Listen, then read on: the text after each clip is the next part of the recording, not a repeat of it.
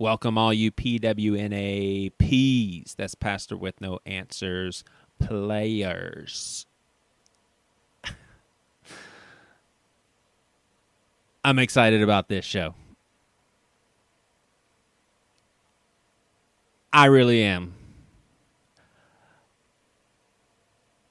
Our guest is Eric Zimmer, and I'm going to stop doing those awkward pauses because I'm sure some people have turned it off, or they're like, man, they didn't do a good editing job. What in the world is going on? So this is Joey Svensson, the Pastor with No Answers, and we want to welcome all of you. I'm excited about this show, and not because of yours truly, the host. I'm never excited about that part of this show. In fact, I wish that I could do this show without me.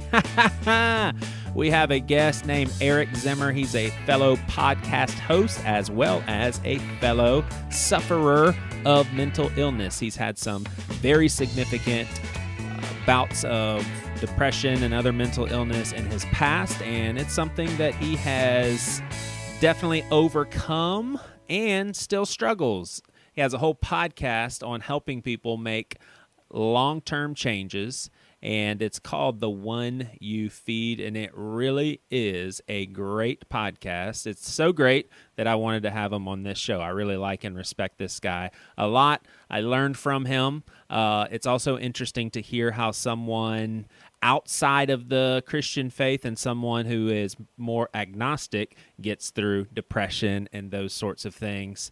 I find that we actually have a whole lot in common with how we've walked through those challenges.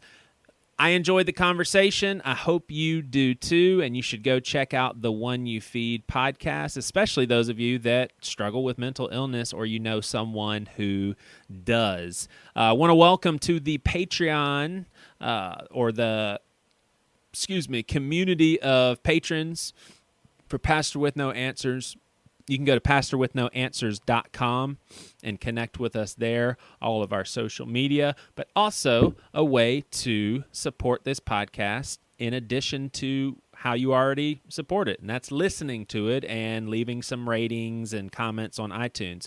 These folks have decided to also back it up financially, and they're doing that because they really enjoy it, and it is a very empowering feeling to have or to be able to consume a product that you enjoy, consume it for free, and then say, yeah, I really actually want to be a part of this at a deeper level because I really like it and I think that it does some good. So I want to welcome Dean Atkinson, our newest patron. Welcome. We thank you. It's going to be fun interacting with you. And without any further ado, here's Eric Zimmer from the One You Feed podcast.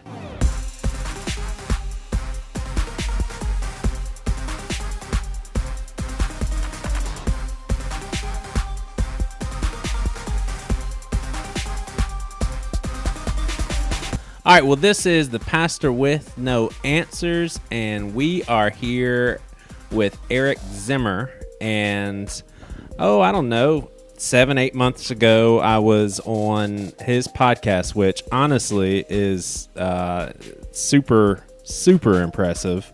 And so let's just dive right in, Eric, with what do you have going on there with the One You Feed? I mean, it seems like you...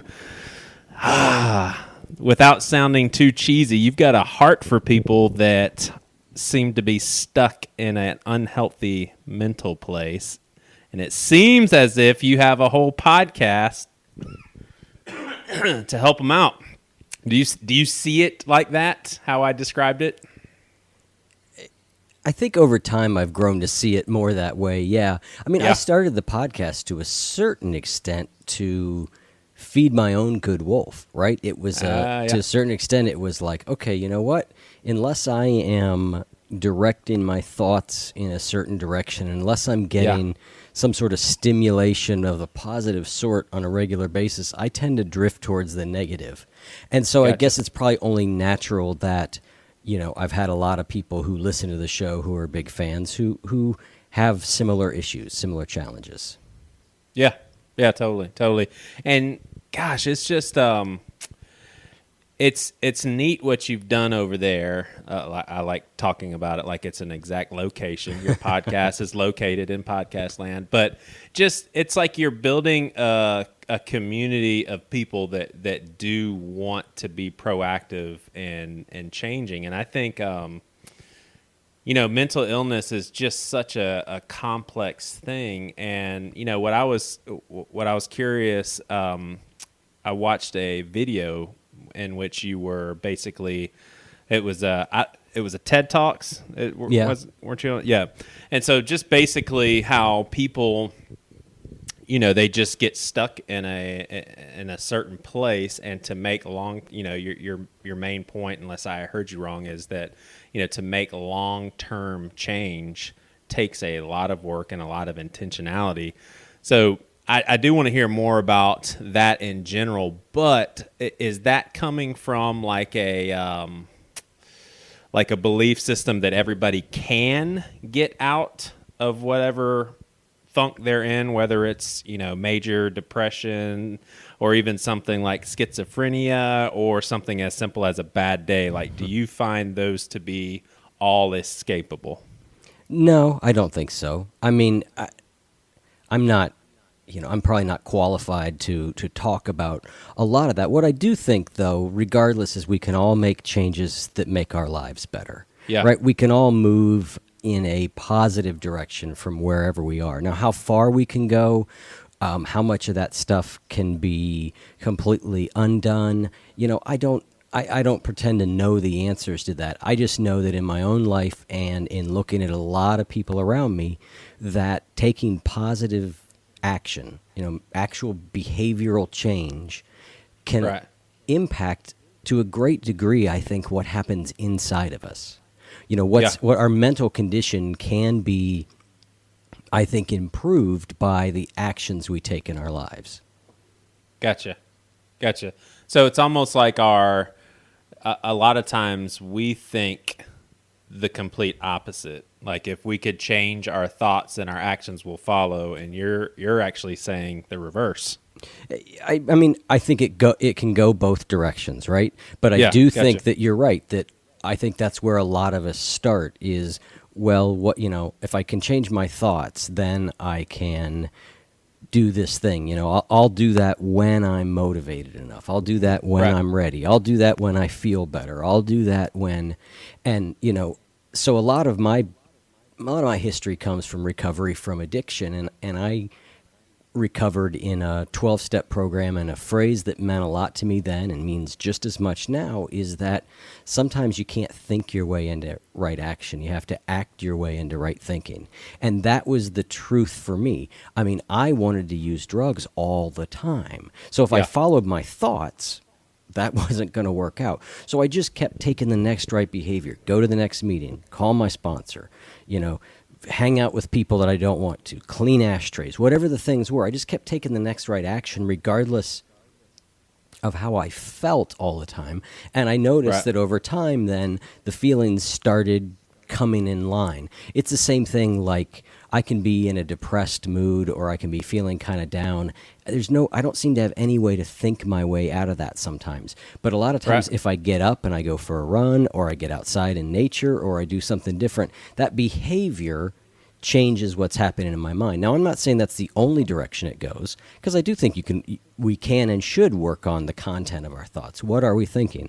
Is what we're thinking true? Is it useful? But I think we can get stuck there, and if that way isn't working, a lot of times it's very helpful to just invert it and go after the behavior to start with. Yeah, gotcha. So, I mean, you're basically coming from a position of experience and personal study and all that. Like, this isn't necessarily your field. You're not a psychologist or anything, but I mean, you're someone who has really been in the trenches of this stuff. And I think you were even telling your story. I mean, you basically had a decision to make, like, this is going to kill me, or I can go ahead and change. So, I mean, it is basically what you express and what you teach and all that stuff a result of your personal experience and how you climbed your way out of that hole? I think it is to a large degree. It's not my field. I've not been trained to do this. Now I've been in recovery for the better part of 20 years. And so, I've sponsored hundreds of people. So there's a lot of experience there. I've, interviewed at this point 190 some people on the show, so I'm listening to them. But no, I've never been formally trained in it. And I tend to not want to talk about anything that I don't have some experience with myself, If I haven't done it or haven't experienced it, it's very difficult. Like, people come to me and be like, well, how do I get sober? And the only thing I can say is, like, I got sober in a 12-step recovery program. I'm not saying that's the only way. I'm not even saying that's the way you should. It's just the only way that I know right now, right? That's what worked for me. And so, I'm very hesitant to say, well, you know what? Yeah, you've got this heroin addiction, but I heard that if you did this, this, and that, it might work. I mean, that feels ingenuous to me and dangerous. Yeah, totally. So tell people about the analogy that is basically intertwined with every one of your shows. It's basically the logo of your podcast, and give people a snapshot of that. Yeah, the show's called The One You Feed, and it's based on an old parable where there's a grandfather who's talking with his grandson. And he says, in life, we all have two wolves inside of us that are always at battle. One is a good wolf, which represents things like kindness and bravery and love, and the other is a bad wolf. Things like greed and hatred and fear. And the grandson stops and thinks about it for a second. And he asks his grandfather, well, grandfather, which one wins? And the grandfather says, the one you feed. So that's the jumping off point. I mean, you were a guest, and so I read that parable, and I said to you, what's that parable mean to you? So I just use it as a place to kind of jump off with people to get their take on it. And, people have different ideas about what that parable means. I think on one level, when we all hear it, there's a certain wisdom that just kind of comes right through, like, okay, my thoughts and my actions are going to control the outcome of my life. What am I going to do with that? Yeah, totally. Now, I may have remembered incorrectly, but it seems like last time you and I talked, did you mention that you at one point in your life had religious beliefs and now you do not? Or did maybe I misheard you? No, I don't think you misheard me. So I don't know that I ever had strong religious beliefs, and I don't know that when I did, that if I ever had any that weren't tinged with doubt. But I've always been very interested in, I just guess I'll say, a spiritual search. What are we really, underneath all of this? And an idea that what kind of happens on the inside of us is every bit as important as what happens on the outside of us. So I've always had that, but I don't have a traditional religious view. I don't know that I align exactly with any one particular religion. Yeah, totally. So when you think through people's mental condition and people finding purpose in life and, taking a 180 and getting out of drugs and all that stuff, from your perspective, if there is no, and the last thing I'm trying to do is any sort of debate, just to let you know that up front. Do you have a hard time seeing like the intrinsic value and mental health here on this earth if there is nothing outside of us? Like, if we literally are a bunch of atoms that, over time evolved, and I mean, I would say that I probably lean towards evolution, but if we are basically coming from simple cell organisms, does that,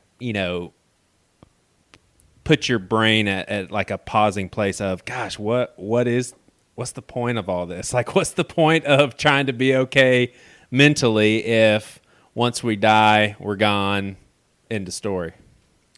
Sometimes, yeah. I mean, I definitely think, and I don't pretend to know the answer to any of it. So I am not like what you would call an atheist, right? I think I'm an agnostic in the truest sense of, like, I really have no idea.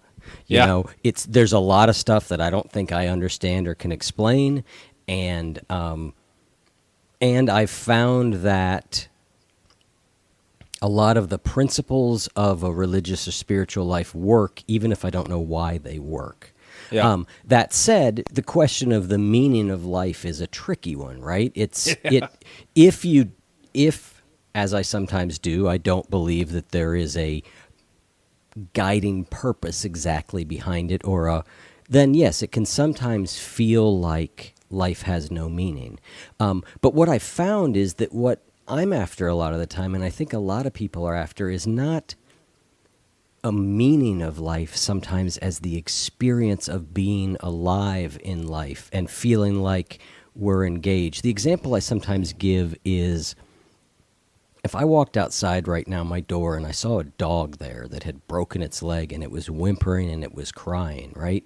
Yeah. I would know that it mattered that I took care of that dog. There's nothing you could tell me that would make me go, no, that's not important. You could be like, well, that dog is one of 10 billion dogs that have ever been on the earth, and we're all going to die anyway, and we're infinite and small, and it's all pointless. But in that moment, I would know at some level that I can't explain that it was important that I took care of that dog. Which sounds like a spiritual belief, honestly. It is, but I couldn't put it into words. Right. Yeah. It's an experience. It's an experiential thing. It's not a word thing. I could never tell you why it was important that I took care of that dog, but you could never talk me out of it either. That's awesome. I mean, seriously, like that to me is the crux of any faith and any spirituality. Like, I don't tell people, yeah, I'm a Christian and here's my system of beliefs and let me show you all the documentation and evidence that brought me to this place. Like mine is, yeah, I don't really know exactly how to describe to you how I feel and how it seems as if a higher being that I call Jesus has revealed himself to me, but I can't put it into words. But I can't deny it. I mean, that's like exactly how you just described it. I think that is, and it's important. Like, it's important that you take that position, because if you don't, you're basically trying to make fact out of your own experience, which just makes you sound stupid. Because someone's like, "Well, great, I'm glad you experienced that. I didn't. Yeah, thank you." When I got sober in AA, I mean, AA is a 12-step program, is very religiously based. I mean, it comes right out of the Christian faith, right? And there is a, belief in a higher power. There is a belief in God. And, we say the Lord's Prayer after every meeting, right? In a lot of places. And so when I was getting sober, I had this sense of like, I have to believe in God. That's what this is. I'm going to die if I don't. And so I really tried to do it. I took all the actions and I got sober. And then a crisis happened in my life. My son was 2 years old and my wife at the time left me for someone else, and I fell apart. And what I realized in that moment was that I did not have a spirituality that really worked for me. Yeah. Right? What I had was, I'm trying to believe these facts that somebody else is telling me, but it's not really an experience. And so when I that went on, and I stayed sober for a while, and then I drank again for a couple years, and I came back to recovery, and that's been about a decade ago. And when I came back, I was like, I have to find something that works for me. I do believe that a personal transformation is critical in order to give up an addiction and live in any kind of satisfied way. We have to become different. And I believe it's a pretty fundamental change. And so I was like, well, what can I do? And what I realized is what I believed in was that there are these spiritual principles, kindness and love and honesty and caring for others and not clinging so tightly to what I want, that there's these spiritual principles that I know when I do them, my life is better. I am a better person. I'm a happier person. I don't know why. I don't understand what underlies them, but I have that experience. And so I just kept it that simple for myself, which said, when I live this way, my life is a lot better, even if I can't put it into words. And I realized, like, I do believe that. I do believe that if I live by certain principles, if I act in a certain way, that I can handle whatever life brings to me. And one of those spiritual principles is the idea of help from others. So, it's not like I can do it all. It's a sense of like, with these principles, with the people around me, with the right support, then I can handle what's thrown at me. And that's kind of the spirituality that carries me through. Yeah. So when you had that experience, that heartbreak of your wife leaving you, so if I'm hearing you correctly, you were like, okay, I don't really have any sort of foundational spiritual way of thinking. So at that point is when you get to a place where you're just like, okay, I need to decide on that. And then you discover, okay, there's a certain good way of doing things, and that feels intuitively good. Sort of. I mean, that happened over a long period of time. You're like sort of outside of you sounding ridiculously stupid. Yeah. So. No.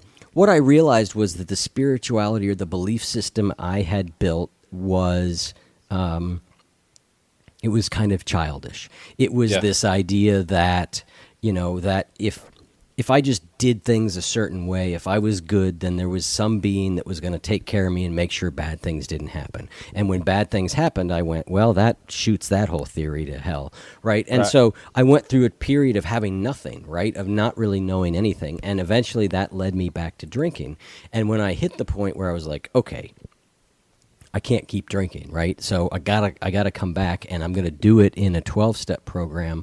I had to go, the heart of the 12-step program is turning over control to this higher power. I went, well, what on earth does that mean to me? What am I turning this over to? And what I realized was that I was just turning it over to these what I would call spiritual principles that kind of underlie all religions. If you look across the religions, you're going to find these very common things. Love your neighbor. Think about others more than you think about yourself. Tell the truth, help others. I mean, these things underlie all that. And so what I did was I realized, like, I believe those things are true. I don't know why they're true. Maybe they're true because of this religion or that religion, but they seem to be principles that humans have lived by, and that when someone is living a good life, you look at that and what are they doing? They're doing those things. And so what I then had the faith was that if I lived my life according to those principles, I would be able to handle what life brought to me and help me to stay sober. Totally. Do you think that religion let's stick with religion. Have you seen throughout your life very detrimental impacts on people as individuals, just the religion they were brought up in or the religion that they were currently in? Have you run into that? I've seen that, and I've seen the opposite. I've seen people whose religion is a beautiful thing to behold and works for them in a really positive and wonderful way. So yeah, I've certainly seen both. I think it depends on the person. I think it depends on the type of religion. I think it depends on what they're taught. But I've definitely seen both cases of that. Yeah. Gotcha. So nowadays, when people are struggling, and feel free to say, I'm not going to comment on that because it's just not something I've really looked at. But do you find that people gravitate towards medications too quickly and maybe devalue the impact of counseling? Because I know for me, when I was depressed, I can still get chemically depressed, but for the most part, kind of balanced out with some medication. But before I found some of that balance, I mean, I definitely had an attitude of this is strictly in my brain, and this is chemicals misfiring and imbalance, and all of this stuff can be fixed with medication.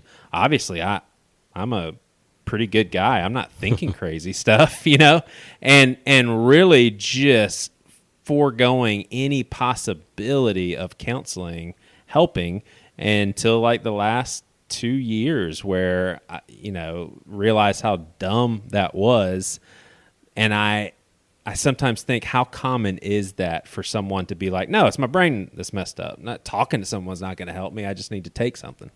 Yeah, I think I come from a world in recovery where, sometimes people are encouraged not to take antidepressants or not to do something. And so I've kind of seen the opposite, but I also, if I look out there at how many antidepressants are prescribed, it's pretty clear that a lot of people are walking into their doctor's office and the doctor's going, try this, and they walk out. And that's all they do. And, I also have, medication has been incredibly important to me in stabilizing my depression. And I also think that alone, it's not enough. I mean, my perspective is, at least the kind of depression I have, I got to kind of throw the kitchen sink at it, right? I mean, like, I've got medication, and I believe in therapy, and I believe in spirituality, and I believe in exercise, and I believe in trying to eat right. Like, I think I need all that stuff. Yeah. So I think that with a lot of things in life, I think people tend to go to one extreme or the other, right? Sometimes. So the one extreme is, I'm not going to take this medicine. I'm going to figure this out myself. And then on the other hand, I think is, I'll just take the medicine and everything else is fine, and now I don't need to do anything else. And Gosh, that's true. I think there's a middle ground that's the healthy place to be. Yeah. Yeah, that's a really good point. And I think that, one of the main issues that keeps people from, going to a psychiatrist and having medicine prescribed to them is just the negative perception that people have towards people that have to take medicine. And that's just where I'm like, gosh, especially, oh my gosh, some old school religious circles like, well, Jesus is just going to heal you. Yep. Like, ye of little faith to give yourself medicine. And it's just like, okay, well, then why don't you stop driving a car and just believe that God will make you disappear in one place and appear in another place? That just makes no sense. Like, if your brain is not working well, then you take daggum medicine. But One thing that I thought of, though, is with a lot of the new, and I am not educated on this at all, but do you know, like, are some of the medicines that people are on, including myself, potentially not proven enough long-term wise to not have adverse effects? Like, it seems like we are kind of in a generation, outside of probably like Prozac and Zoloft and those sorts of things, a lot of these new medicines, we're kind of playing with dice, right? I think so, yeah, probably so. Even Prozac and Zoloft really haven't been around that long. That's true. I don't think anybody's got 50 years on them, right? Maybe Right. something like lithium we've seen for a long time. I think there is a risk there. I think that in my case, and in the case of a lot of other people I've known, it's sort of like, well, what's the other option here?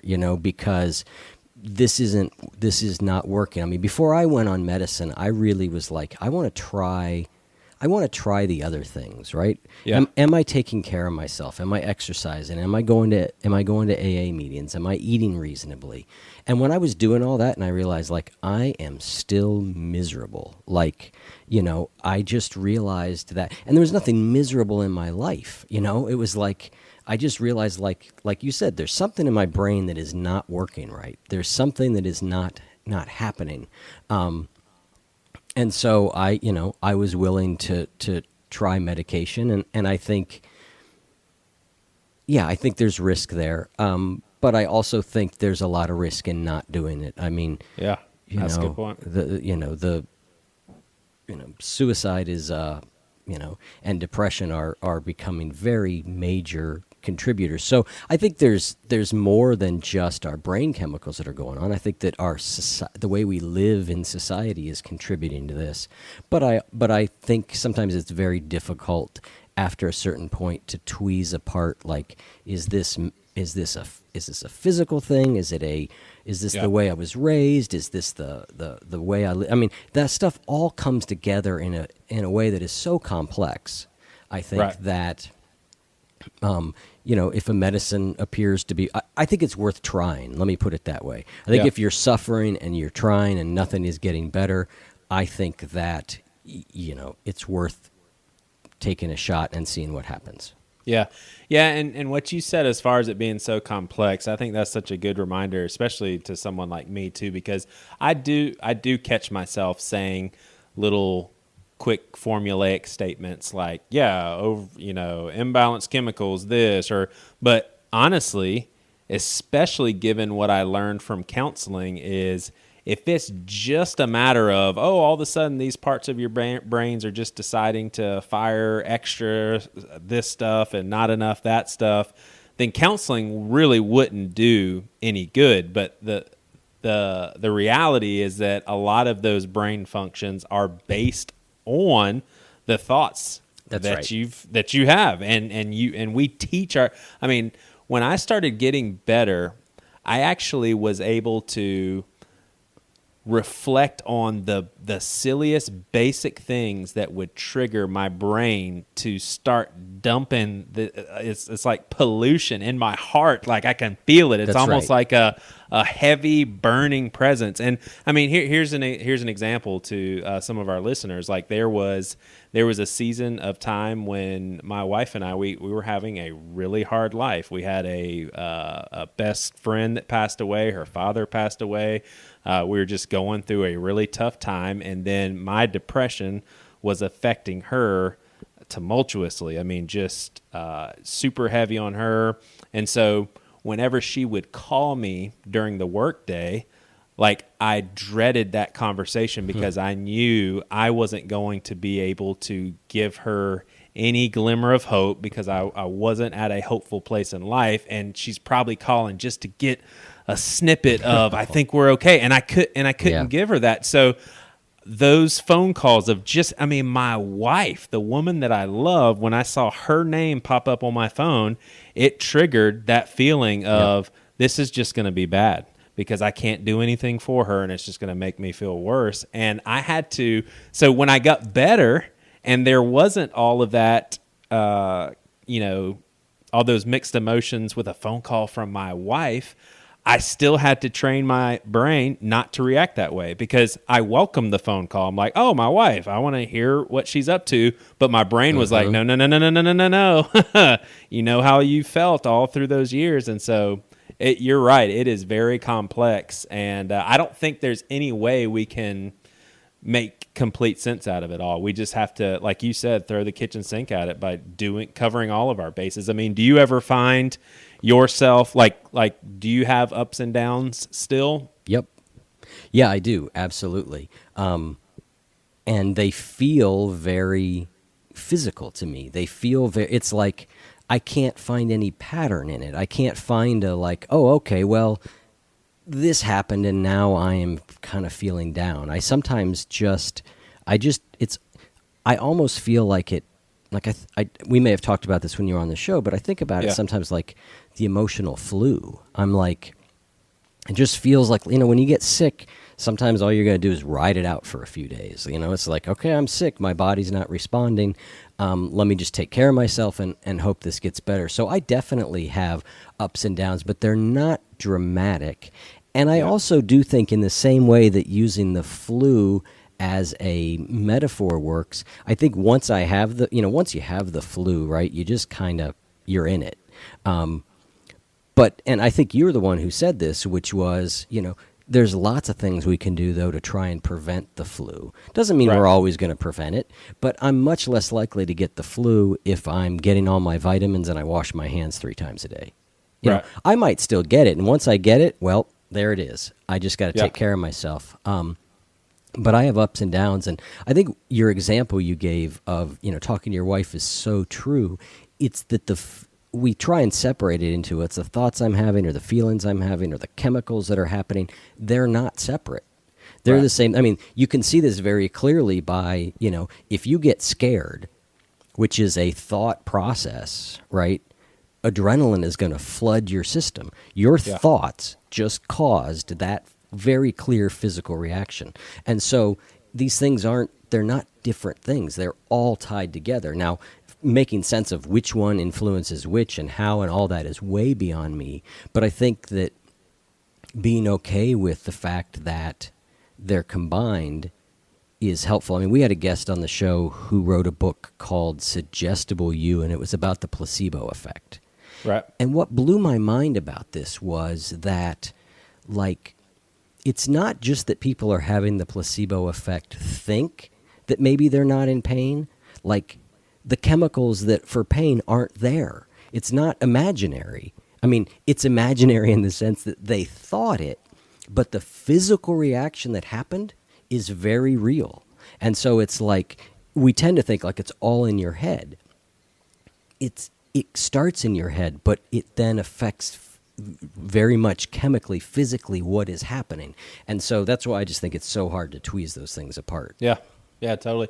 So I know you've mentioned some stuff along the course of this conversation, but what are some things that if you start to feel that sense that you and I are both familiar with, it probably feels differently for both of us, but when you start to sense that downward spiral, do you have like some immediate responses? Like, do you go out for a jog? Do you try to lay down and think more positive thoughts, or what do you do? I think exercise is the biggest one for me. I mean, it seems to be very, it seems to have a very profound effect on me. You know, that it seems to do more as sort of an intervention than most other things that I can do. So that's usually where I start. You know, I've got a list of like 8 to 10 things that each day I go through and I check off which of them I did. Now, I'm not going to do all of them every day, but what I've found is if I'm doing a decent number of them over time, then my incidences of depression are less frequent and they're far less intense. And, you know, those things are obviously taking medicine is the one that's like every day. But, you know, for me, it's exercise, it's meditation, it's going out into nature, it's am I connecting with the people around me? Did I have some sort of interaction with my friends, with my family? You know, have I taken a chance lately to look at gratitude in my life? Have I played guitar? I mean, it's stuff like that. Those things I know are all kind of good for me. Again, I don't do all of them every day, and depending on where I'm at, but I just try and, the reason I have a list of, you know, a good number of them is that I figure whatever place I'm at in my life, whatever is happening, I can work some of those in. And so that's kind of the way I go about it. But exercise is the one for me that I have most been able to see, like, if I don't do that, if I don't exercise, it's not very long before I just start feeling like crap emotionally. Yeah. I wish it wasn't that way. I really do. Right. But it just is. And how about what you put in your body? Like, are there things that maybe you've learned from some of your guests, or just things you've put into practice, such as red meat or sugar, like avoiding those sorts of things? Well, I think sugar is a troublesome one, and I think I've experienced that sugar for me is another kind of like alcohol. There's a little all or nothing effect to it for me. It's like when I'm like sort of eating sugar, if sugar comes across my path, I'm going to eat it. You know, it's just going to happen. I'm going to walk by the candy bowl that's got the M&Ms, and I'm going to take a handful. Right. And if I'm out to dinner, I'm going to get the dessert. But on the other hand, if I kind of turn that off, then I'm able to walk by the candy bowl without a whole lot of trouble. So sugar's one. I'm vegetarian. I don't know. I can't say whether that has done a lot for my, you know, mental health. I don't really know. I just try and generally eat, I try and eat, you know, the way pretty much everybody can agree you should eat. You can be paleo, you can be vegetarian, you can be all these different things, but all these people seem to agree, like, eat, you know, unprocessed real food. Yeah. You know, and but I don't know that I can tie that exactly to my mental health, but I certainly know if I eat like crap for a few days, I feel like crap. I mean, I think that I sometimes jokingly call it the bad news about feeling good, and the bad news about feeling good in my experience is that you have to take care of your body. That's part of what it is. And I wish there was an easier way. Right. Oh, yeah. But in my case, there's not. You know, if I eat a ton of sugar for a few days and eat, you know, just, you know, Cheerios and you know, nothing but I'm going to start to feel like crap. And so, it's But I'm also not like, it has to be exactly this way. Like, if I just eat chia seeds, then everything is fine. I'm just a little bit more broad than that. Like, I just try and eat decent. Yeah, totally. Well, let me let you go here in a second, but tell us, this one caught my eye and I haven't been able to listen to it yet. What did you learn from Florence Williams as far as nature and how that can impact people? Because basically in the notes it just says how spending time in nature and connecting there can actually help someone with depression. Is that a universal thing, or probably just for certain types of people? Well, there's a variety. She references a lot of different studies from a lot of different cultures that seem to show that being in nature helps depression. It helps reduce blood pressure. It does a lot of different things. Now, the book is interesting because it explores, like, nobody's entirely sure exactly why or what the effect is. And again, I can't, I don't know that does it work for everybody, but in randomized studies of enough number of people, there's enough scientific data that seems to say, as a whole, people respond well to it. I mean, it's one of those things that I know for myself is absolutely true. I didn't used to think that way at all about myself. I never really thought of myself as that way. But sometime along the way, I kind of realized, like, oh, if I get out in the woods for a little bit, like, I just feel really different. And so, the book kind of makes that point. It's an interesting book in, lots of different studies. Japan and China are really focused on this stuff. Like, they're investing lots of money in, they call it forest bathing, which is one of the worst phrases I've ever heard. But they're spending significant money to make time in the forest more accessible to their people because they feel like it reduces healthcare costs. I mean, they're doing it very, very very pragmatically. And so, I think it's one of those that it's certainly worth trying. And if you notice, like, I do feel better when I'm outdoors, then that's a sign for you that it probably works and helps. Yeah, for sure. Well, for those of you that, may struggle with, just changing habits or thinking more positively, or maybe you have mental illness, know somebody that does or struggles. I mean, what Eric is doing in the podcast world is he literally is throwing the kitchen sink at all of this, because seriously, he is tapping into different people that are tackling this from different angles, and all of it's important. And I think, for someone who really wants to be proactive in maybe figuring out some possible solutions and getting help, honestly, and I'm not just saying this, your podcast is probably a good place to start if people are really willing to dig in and listen to the episodes and hear all these different perspectives. So I really do appreciate your work, man, and honestly, that was one of my biggest motivations to have you on my podcast, is just to get word out, man, because I like what you do. And I know that means nothing coming from a dummy like me, but hey, whatever it's worth, man, we appreciate it. No, I appreciate it. I loved having you on the show, and I'm glad we got to continue our discussion. So thanks so much for having me on. Yeah, definitely. And where can people go? Basically, the oneyoufeed.net, I think, or without the though, just oneyoufeed.net. Yep, all spelled out. ONEYOUFEED.net. Yep, it's all right there.